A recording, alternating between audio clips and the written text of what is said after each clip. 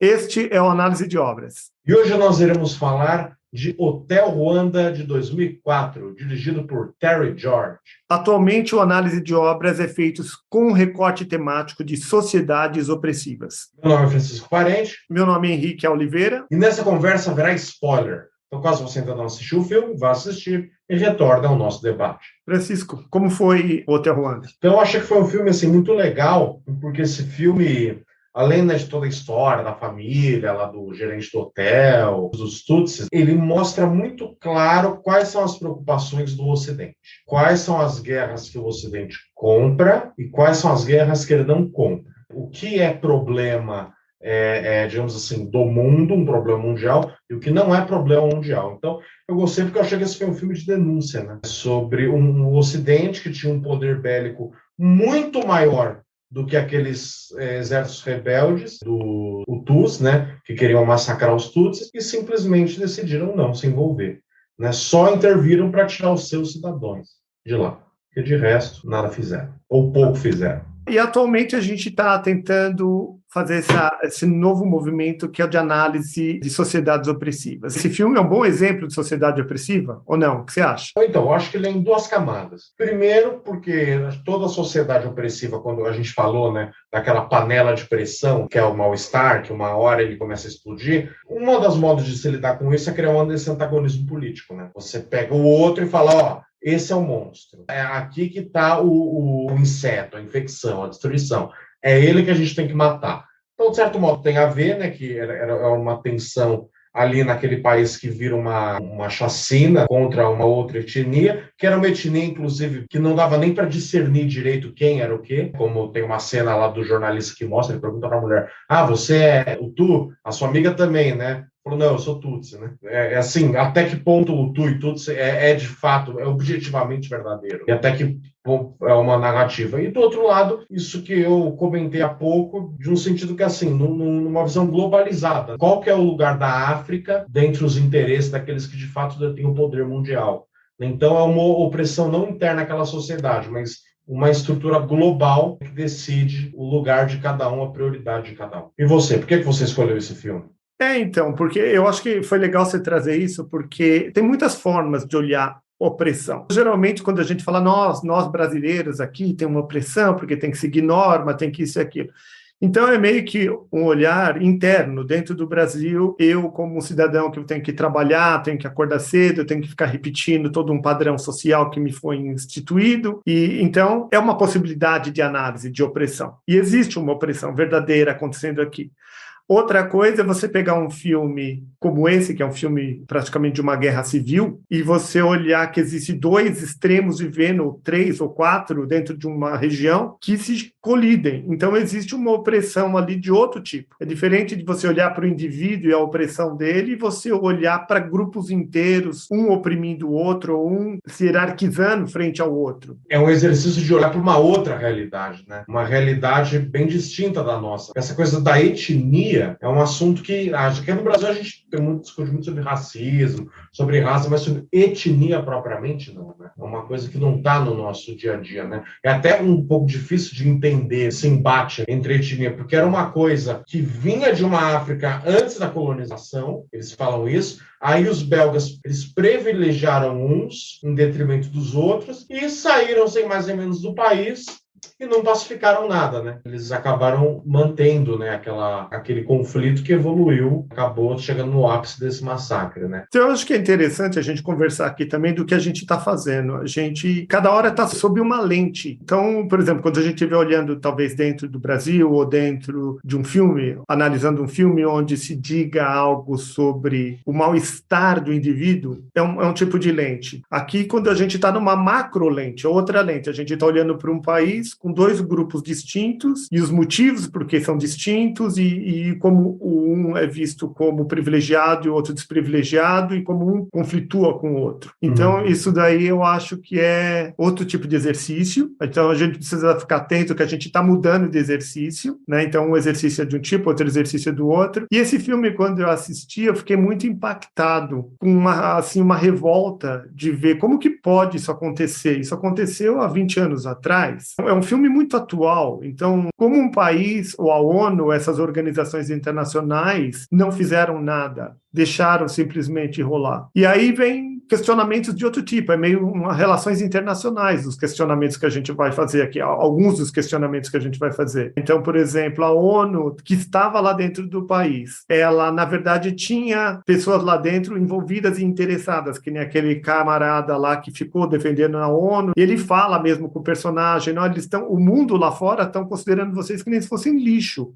Vocês não são nada, vocês não são ninguém, eles não estão se dando trabalho. Como eu vi em inglês, a expressão que o cara usa é assim, você não é nem um nigger, tipo, não é nem um negro dentro da nossa sociedade, você é menos. Então, eles não vão se dar o trabalho, eles estão assistindo televisão, vendo vocês se matando a facão, eles vão falar, nossa, que pena, nossa, que coisa terrível. Aí, né, aí volta para a mesa de jantar e senta com a família e come. E já esqueci, vocês que se danem. Então, porque a ONU também parece que elas têm várias missões. Ontem também, eu, depois de ter assistido o filme, assisti várias coisas. Um era entender melhor de onde veio esse conflito dos Hutus e dos Tutsis. Então, não começou com os belgas, isso daí já existia. A gente pode falar disso depois. Mas a ONU também tem várias missões. Então, por exemplo, se eles conversam lá e falam, bom, nesse país está existindo um conflito de tal tipo, a gente vai entrar lá dentro com o nosso exército para tentar conciliar, ou não, a gente vai entrar lá dentro de outro país para forçar mesmo alguma situação. Então, tem diretivas que são escolhidas antes dos soldados chegarem lá. Agora, o que é curioso, que denuncia esse filme, é eles estarem lá dentro,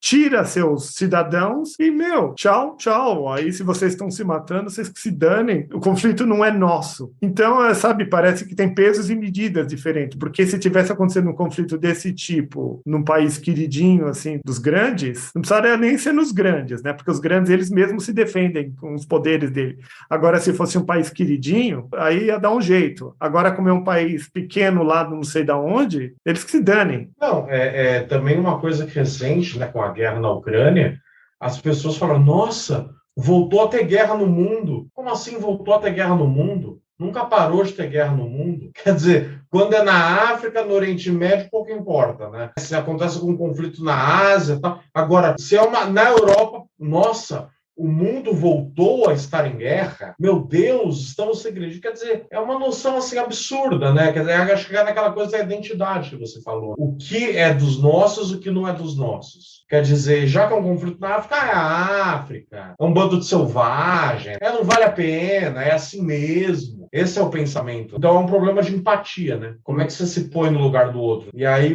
é interessante porque o nosso protagonista, e isso recai muito sobre ele se considera igual aos caras do hotel. Ele fala como eles, ele fala do charuto cubano, ele se veste, né, todo engomadinho, né? Dá para perceber que ele é o cara a serviço europeu. O serviço do capitalismo europeu ali, a serviço daquele hotel. E, de repente, ele se vê apartado, né? Ele fala, nossa, ele falou, como eu fui burro, eu sempre achei que eu era um deles. Eu sempre me considerei igual, e, na verdade, eu era um peãozinho ali no tabuleiro.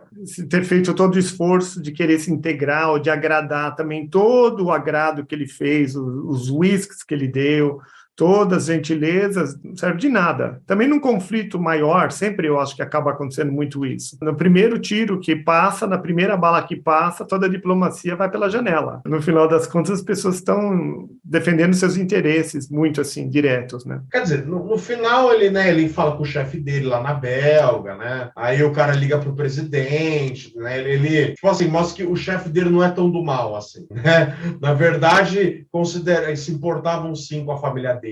O filme joga um paninho quente ali, né? Que ele morde a sopra. A ONU só protege os europeus, mas o chefe do cara é amigo do presidente, então eles salvaram a vida de todo mundo ali, né? Não, porque as pessoas se importam. Outra coisa que ele sugere lá, ele fala assim, todo mundo que está aqui são pessoas abastadas, com bons relacionamentos. Liguem para os outros países e tenta qualquer coisa, porque não era necessariamente conseguir um translado para um país da Europa, tipo, querer ir direto para Amsterdã ou para Paris, ou sei lá para onde. Mas se você conseguir ir para algum país vizinho, Moçambique ou algum Zâmbia, qualquer país que não seja ali, era já negócio. E você vê todos eles ligam e as pessoas se importam. Então, é curioso porque o ser humano tem isso, né? Ele tem um lado de se importar com o indivíduo. Agora, o curioso é a ONU não conseguir mobilizar essas pessoas são grandes, porque se tiver interesse, se tivesse um grandão, né, o chefe de Conselho de Segurança Internacional decidido, eles iam mudar lá alguma coisa. Porque a maior crítica desse filme é falar que a ONU é impotente, né? A Eu ONU não é acho impotente. que a ONU é impotente. É que o Mas ela... jornalista lá disse, não está granjeando voto para ninguém. Não, sim, é impotente no sentido de que, assim, não é que ela existe para proteger a humanidade. Ela existe para servir interesse político. Ela não é autônoma, digamos assim, entendeu? Tipo, que nem aquele caso que aconteceu, foi mais ou menos na mesma época que o filme foi feito, que o Bush, os Estados Unidos quis começar uma guerra, a ONU falou que não, e eles passaram por cima dos caras. Né? E invadiram, e mataram o Iraque. Falaram, olha, eles têm arma de destruição em massa e a gente vai invadir. A ONU falou, não, vocês não podem invadir. E os caras passaram por cima deles. Quando é uma grande potência que tem muita força. Daí eu fiquei imaginando o nosso Estados Unidos. Estados Unidos também tem grandes políticos e quando tem alguma coisa, um conflito internacional dessa monta, eles ficam bem informados. Mas é tipo assim, não, essa briga não é nossa, deixa lá.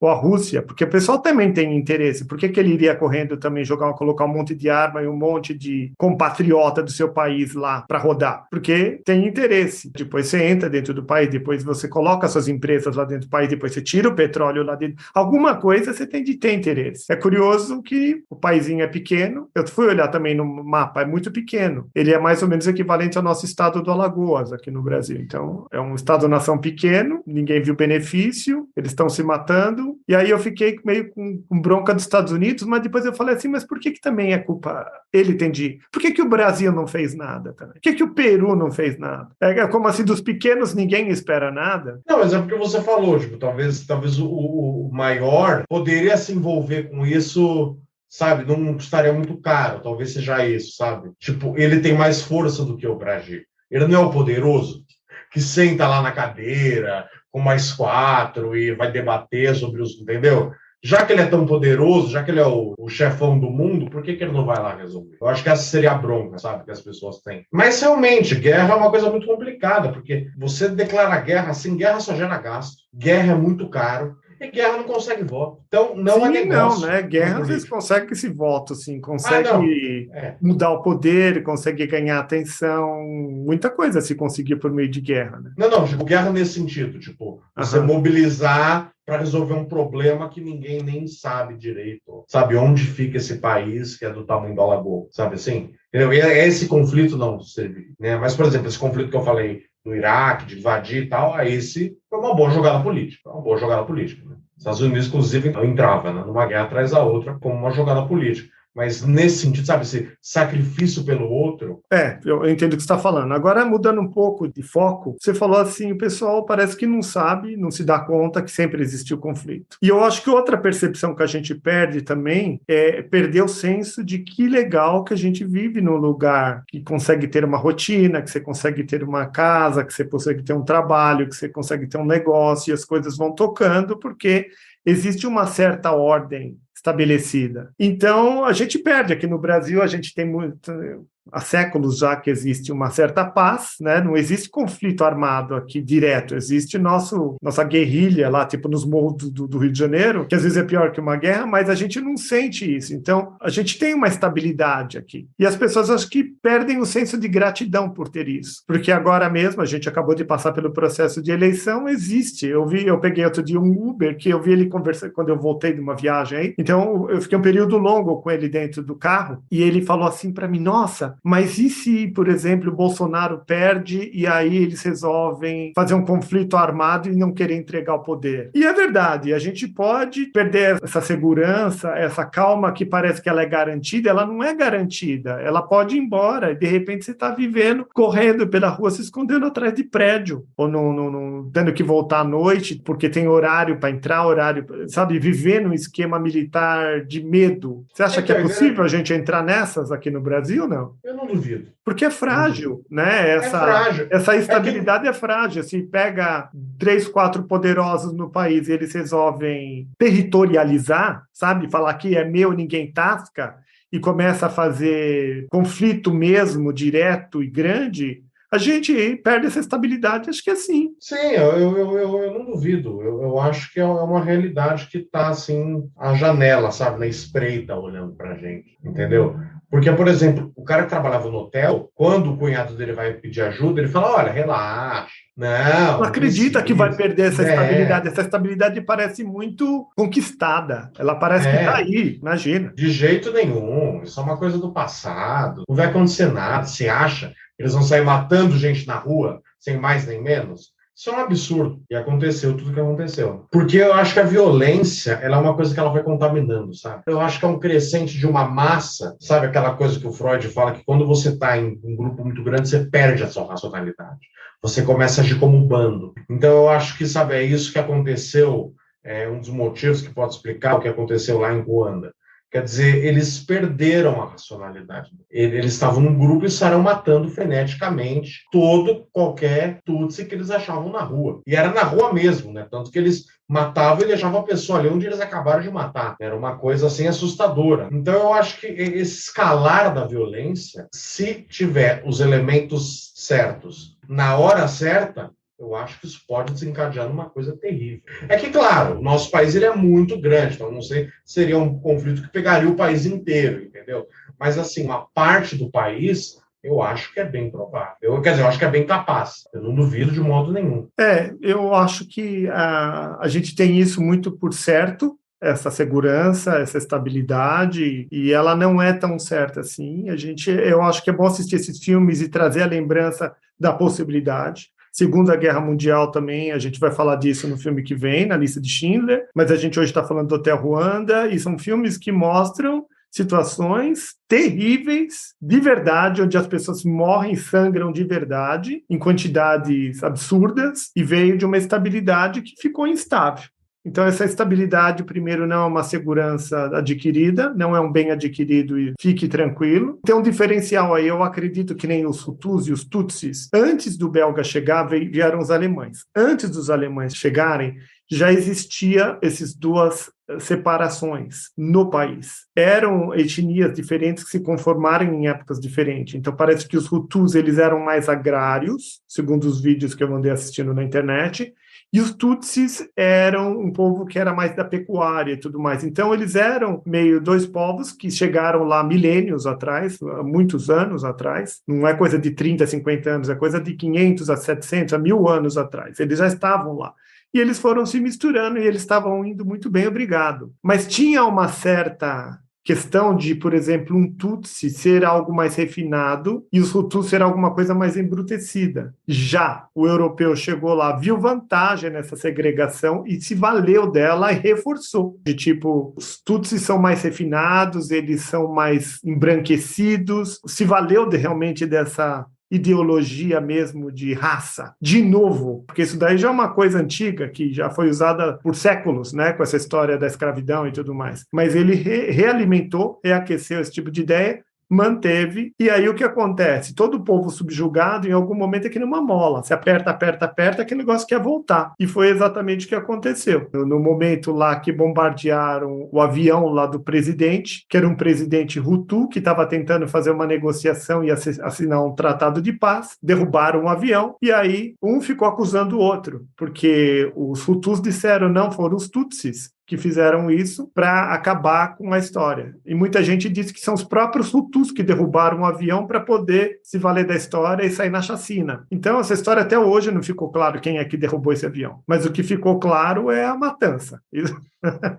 Isso daí ficou bem claro. Então, é interessante que o filme ele também não responde a essa questão. Ele também fala, mataram o presidente. Estão falando que foi fulano, né? Essa história também fica no rumor, né? A gente não sabe de fato quem matou, né, o cara, né? Mas é isso que você falou, quer dizer, essa ideia da civilidade, ela não é uma ideia garantida, ela é uma coisa que a gente tem que trabalhar sempre para manter ela, né? A civilidade. Né? No caso deles, é aquele tipo de coisa que você vai alimentando durante as décadas. Olha, ele é melhor, nós somos pior, eles estão com os melhores cargos no governo, com as melhores condições de vida, nós estamos com a pior.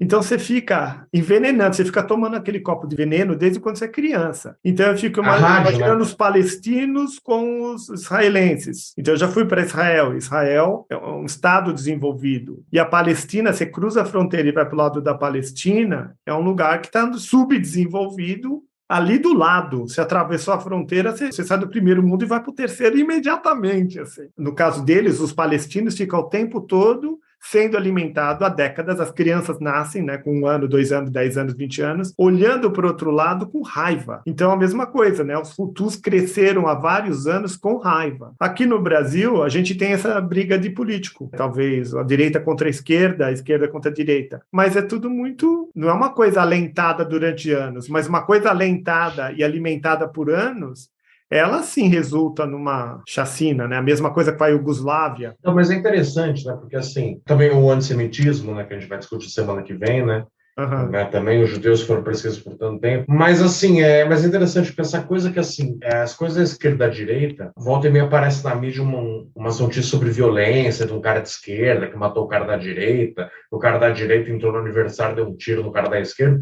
E, assim, é uma coisa da esquerda e da direita no Brasil que está sendo já fomentada há uns 10 anos já. Isso me preocupa um pouco. Desde as passeatas lá de 2013, que essa ideia de esquerda e direita, e toda a eleição desde lá, ela acaba bem dividida, né? É 50 e pouco por cento para cá, 50 e pouco por cento para lá. Então, eu acho que é uma coisa perigosa da gente ficar fomentando isso. No debate público, ficar marcando isso é esquerda, isso é direita, né? Pera lá, vamos tentar ampliar, vamos complexificar esse debate aí. Não é tão simples assim, não é aqui lá. Porque assim, como você falou, essa agressividade ela escalona, né? Então, por exemplo, a gente pode ver aqui passeata que pede para matar um grupo, volta de uma ditadura para poder fazer o que bem entende, né? A agressão das manifestações, alguns atos de violência isolados. Então, assim, é um clima que parece que tem algo em ebulição aí, tem algo que está fervendo, né? Olhando as sociedades, porque a gente fala sobre sociedades opressivas, que quando a gente pensa no indivíduo, ou no grupo, numa coletividade menor, assim, é um tipo de raciocínio. Quando a gente pensa realmente Estado-nação, uma coisa grande, existe sempre muito conflito. Então, no Brasil, que é um país enorme, quinto país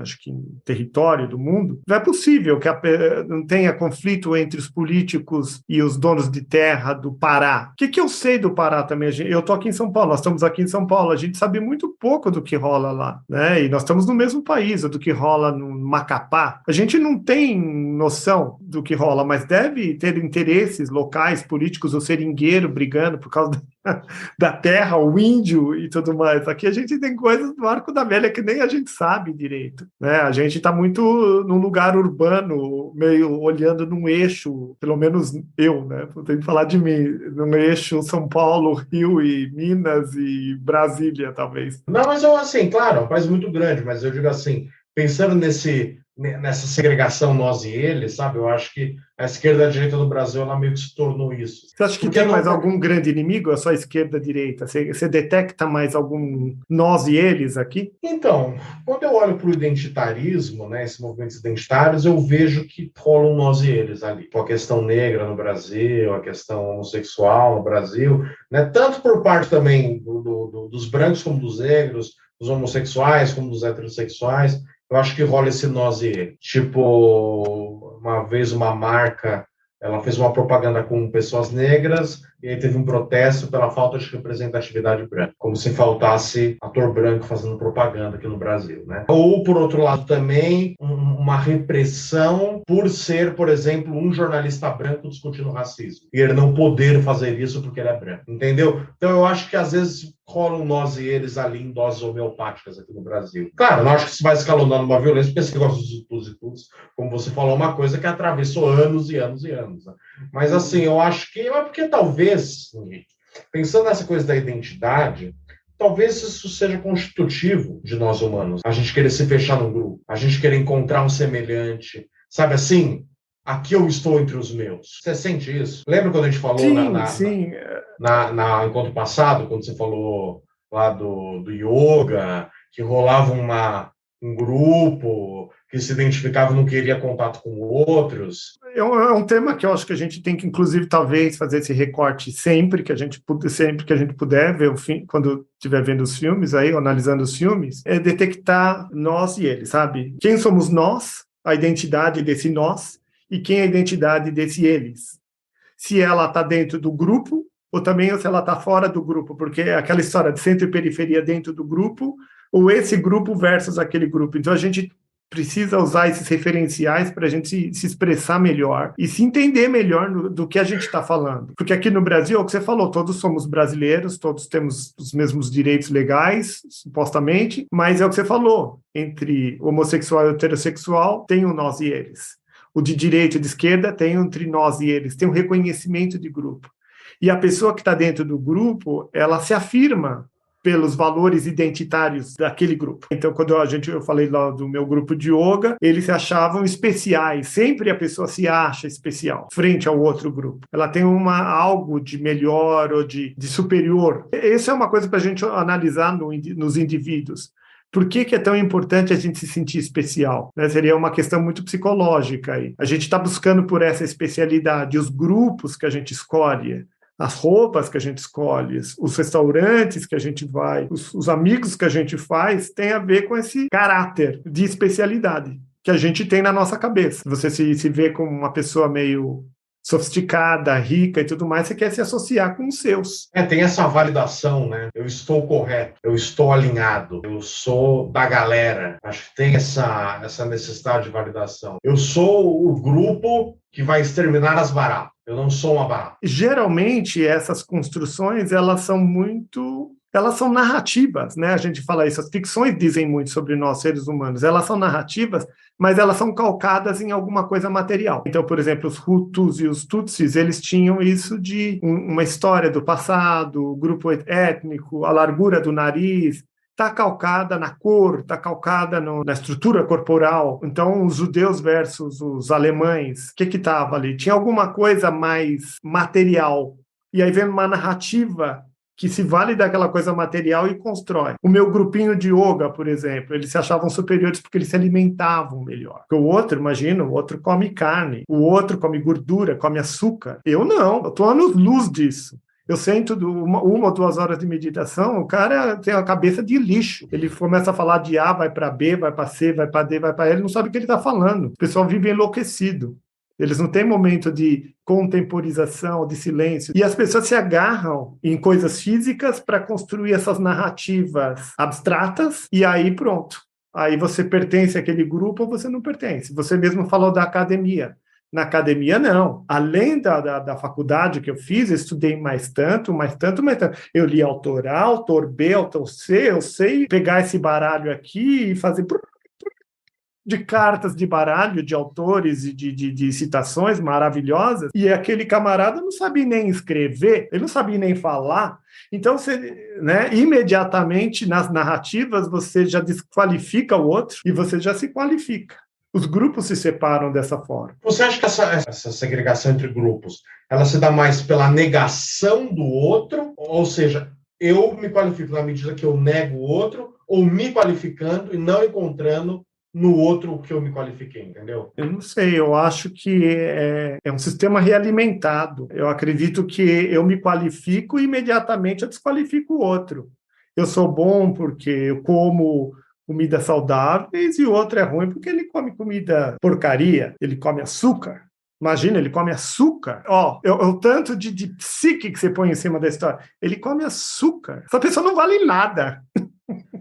Essa pessoa come farinha branca. Essa pessoa não vale nada. Olha só como que as pessoas se agarram. Eu estou pondo esse exemplo porque esse exemplo chega a ser até ridículo, né? Porque nós vivemos numa sociedade que tem tantas coisas aí. E as pessoas se agarram nisso. E pronto, o outro está desqualificado. E eu estou beatificado quase. Eu sou tão puro, tão especial, e o outro é tão lixo. E é assim que se constrói. Então a gente vai falar sobre nazismo na semana que vem, né? O que é um alemão? Ele é tão puro, tão sábio. Goethe, Mozart, Wagner, né, que era contemporâneo, inclusive, da guerra, Bach, os grandes estão por trás, e essa gentalha, e pior que por trás da gentalha, suposta gentalha, tem grandes autores também. Quantos judeus sábios e ganhadores de prêmio Nobel não tem por aí? Albert Einstein, por exemplo. Não, mas aí que é o ponto, ele vai pegar esses judeus e falar, mas qual é o judeu? É o Marx, que era comunista, que queria a destruição da Alemanha, era o Freud. Era um Então, tarado, não, mas né? é curioso porque o outro é tão desqualificado e depois, como pode? Os ícones dos caras estão lá no alto. Mas você pode ver, a gentalha miúda. E pior que eles detinham muito dinheiro. Eles eram os usurários que tinham lá os bancos e o capital tudo escondido e fazia lá as tramas dele de grana, eram os judeus. Né? Mas mesmo assim, criaram uma narrativa que eles eram tipo as baratas, os ratos, os seres asquerosos que estavam na sociedade deles e que precisavam ser extirpados. E aí você cresce com essa narrativa, deu no que deu, né? E aí talvez atirar no outro, matar assim, nossa, estou fazendo uma coisa ótima. Estou extirpando uma barata do mundo. Tanto que é a desumanização, né? Você não se compadece com o sofrimento do cara, né? Interessante esse termo, né? Você associar o cara a um inseto, né? Quer dizer, ele é uma barata. Por que eu deveria me sentir culpado de matar mulheres e crianças? São baratas, né? Então, barata é barata, né? É uma coisa que indigna, eu fico indignado ainda, né? Quando eu penso como escalona dentro da nossa psique, entre nós e eles, é o que você falou, a gente se elevando, diminuindo o outro, a ponto de desqualificar e a ponto de matar numa boa e tá tudo certo. Ou não se compadecer de uma situação à distância, né? Que nem o filme coloca, né? O protagonista fala, mas as pessoas do mundo inteiro vão ver. Ele falou, vão, só que elas vão continuar jantando.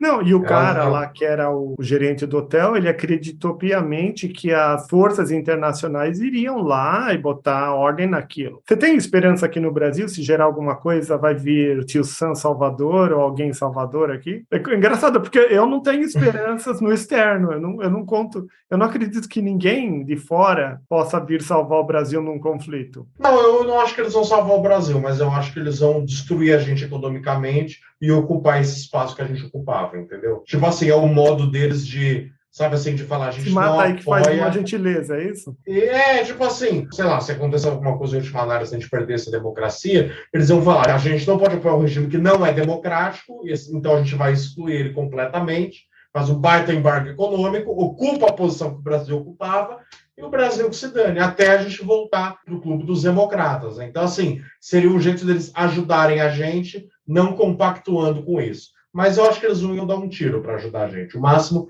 eles só iam fazer um embargo econômico mesmo e aproveitar isso para ganhar dinheiro em cima da gente. Porque o Brasil é um país importante. Atualmente, eu acho que ele é a 10ª economia do mundo. Não é um paísinho da África se matando, né? Eu acho que é uma coisa que chamaria atenção.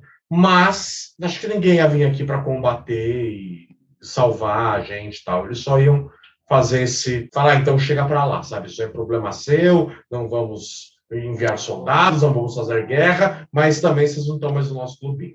Quando voltar à democracia, a gente conversa. Não, porque E aí, agora eu fiquei com uma pulga atrás da orelha, que foi, por exemplo, esses países muito pequenos, acho que ele fica realmente com a expectativa que alguém vai vir salvar. Que nem no filme mesmo, o Hotel Ruanda, o cara lá se põe de um jeito que talvez a população tenha expectativa que se o pau quebrar aqui, alguém de fora vem salvar. Mas aqui no Brasil, por ser um país grande, a gente ter crescido aqui, a sensação que eu tenho é só essa que você trouxe mesmo, a de oportunismo. Vocês quebraram, vocês quebraram, então agora eu venho aqui, faço mise-en-scène, faço uma cena só de que estou ajudando de alguma forma, não estou ajudando coisa nenhuma, e vou aí botar meus interesses e vocês que se explodam. Como é o caso da Venezuela. A Venezuela atualmente está quebrada, ela começou a quebrar aos poucos, agora está totalmente quebrada. Não sei se você tem acompanhado a história da Venezuela. Era um país que era muito rico, tem petróleo, tem tudo lá, mas não está lá por conta. Então é isso. Mas voltando ao Hotel Ruanda, vamos fazer o fechamento aqui, as notas e tudo mais? Que nota você dá essa questão filosófica? Ele trouxe questão filosófica? Ele é um filme similar ao A Onda, por exemplo? Assim, eu acho que ele trouxe alguns debates interessantes,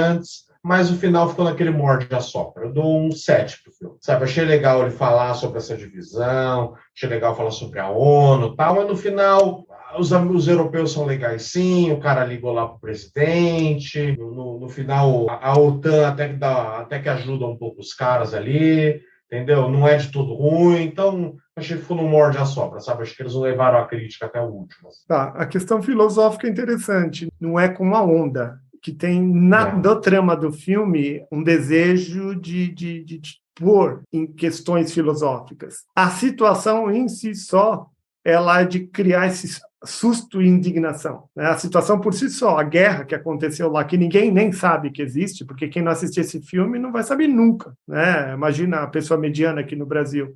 Quem sabe de Ruanda e desse problema lá de Ruanda? Ninguém. E quem souber é por causa do filme. E quantas Exatamente. pessoas você acha que assistiu o filme aqui no Brasil? 1% da população? Então, quer dizer, é um assunto que, ninguém sabe. Então, por si só, eu acho que o problema ser exposto, ter conseguido atravessar a barreira de se tornar um filme e de ganhar os espaços internacionais e chegar até mim, é uma grande oportunidade de ter esse desafio filosófico. Mas, enfim, dou 8. Que volta enorme para aquele.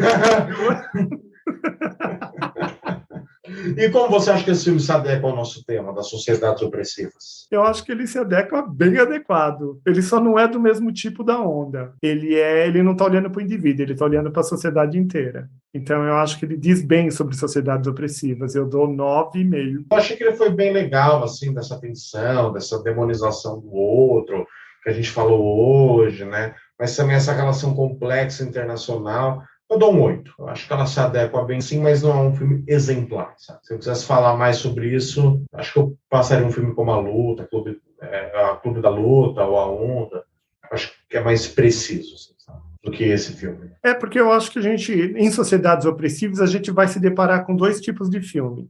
Um filme tipo A Onda ou filme tipo O Clube da Luta, que ele é mais endógeno, é mais dentro, né, na veia, é alguma coisa que acontece entre um indivíduo e a minha sociedade onde eu moro. E outro tipo de filme, como esse Hotel Ruanda, ou que a gente vai falar semana que vem, que é a Lista de Schindler, a gente não está olhando de dentro, a gente está olhando de fora. Então, a gente também já começa a fazer essa divisão aqui. Toda vez que a gente debater, ter claro de que a gente ou está olhando de dentro para dentro, e de fora, e de dentro para fora, olhando para o outro, assim. Qual que é o terceiro item? Roteiro. Eu achei que me contou a história bem. Acho que para um filme de guerra, de contar a história do outro, acho que tá boa, bem contada. E eu me senti entretido em assistir esse filme. E tem cenas marcantes, como a cena do facão, as pessoas correndo, essas coisas emblemáticas, assim, né? Você lembra bem, você não esquece mais. Eu gostei do roteiro. A única coisa que eu não gostei foi daquele general, amigo dele lá, que eu acho que ele fica mudando de opinião toda hora, sabe? Isso me incomodou um pouco, sabe? Do nada ele quer ajudar, daí do nada ele decide ajudar, daí ele volta no hotel para conversar com o cara, daí ele fala, olha, você tá na lista dos Estados Unidos? Não tô não, tá sim. Você tá na lista dos caras, você vai ser preso, então você tem que ajudar a gente. Então eu achei essa parte meio fraca do filme, sabe? Eu achei que isso podia ter sido melhor trabalhado. Ele mudava de opinião muito fácil, sabe? Ele é muito maleável. Ele é muito bobinho, vai ver se eu tô... Não, para ser um general, né? Para ser um general, estava mandando matar e não mandando proteger milhares de pessoas, ele estava muito bobinho. Não, e um general, não um general que fica a vida inteira na burocracia, um general em guerra mesmo, né? Alguém que lida com isso, né? Então eu achei que ele estava meio bobinho ali. Para ver se eu estou na esquina. Dou uma nota 8 pro final das contas. Tá, não, eu também dou nota 8 pro roteiro. É o que você falou, esse Cidade General realmente é muito bobinho. A personagem dele ficou muito mal construída. Né? Então, pessoal, espero que vocês tenham gostado do nosso bate-papo. E a gente está trazendo agora esse novo recorte temático, que é Sociedades Opressivas. Diz pra gente o que vocês acham desse tipo de recorte, o que mais que a gente poderia falar. E lembre-se, deixem seu comentário, curta o nosso vídeo, compartilhe nas redes. Nós estamos em vários outros canais, a gente também está no Spotify, além do YouTube, a gente também tem alguns cortes no TikTok. Então, nos siga nas outras redes se você gostou desse conteúdo. Isso aí, pessoal. Até mais. Até mais.